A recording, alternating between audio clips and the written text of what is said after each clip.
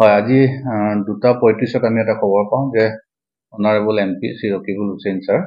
তেখেতে আৰু তেখেতৰ পুত্ৰ আৰু লগতে PSO লৈ তেখেতে আজি এখন মিটিং আছিলে তেখেতৰ মইনুল হক বুলি ব্যক্তি এজনৰ ঘৰত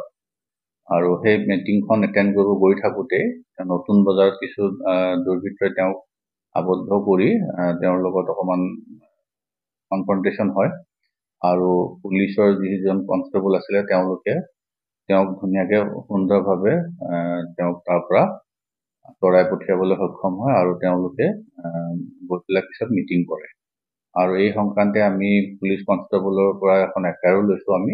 কেছ এটা ৰুজু কৰা হৈছে 67/25 আৰু কেছটো আমি এতিয়া ইনভেষ্টিগেশ্যন ষ্টাৰ্ট কৰিম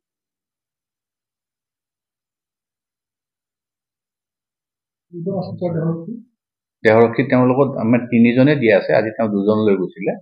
আৰু তেওঁ ইয়াৰ পৰা যেতিয়া গৈছিলে তেওঁ নিজৰ গাড়ীতে গৈছিলে কিন্তু ৰূপহী কলেজৰ আগত হাই ছেকেণ্ডেৰী আগত তেওঁ গাড়ীৰ পৰা নামি পেলাই স্কুটিত উঠে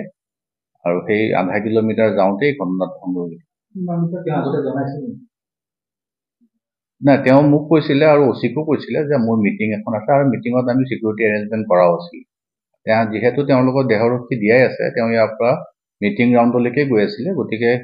মই অচিকো জনাই দিছিলোঁ যে মিটিং গ্ৰাউণ্ডত চিকিউৰিটি এৰেঞ্জমেণ্টটো কৰিব লাগে আৰু সেইটো একৰ্ডিংলি কৰা হৈছে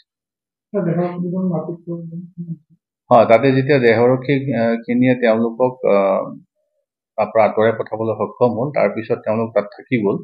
তেওঁলোকক 2জনক লৈ নগ'ল তেওঁলোকে তাতে থাকি গ'ল তেতিয়া পাব্লিকে তেওঁলোকক টানা আজোৰা কৰে আৰু হাথিয়াৰটো টানিবলৈ বিচাৰে তেতিয়াই তেওঁ জিতুমণি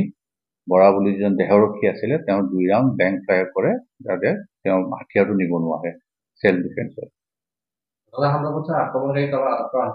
আমি এতিয়া তদন্ত আৰম্ভ কৰিছোঁ তদন্ত এতিয়া এফআইআৰ আমাৰ জিতুমণি বৰাই দিছে ইতিমধ্যে আমি ৰেজিষ্টাৰ কৰিছোঁ আৰু এতিয়া ইনভেষ্টিগেশ্যন ষ্টাৰ্ট হৈছে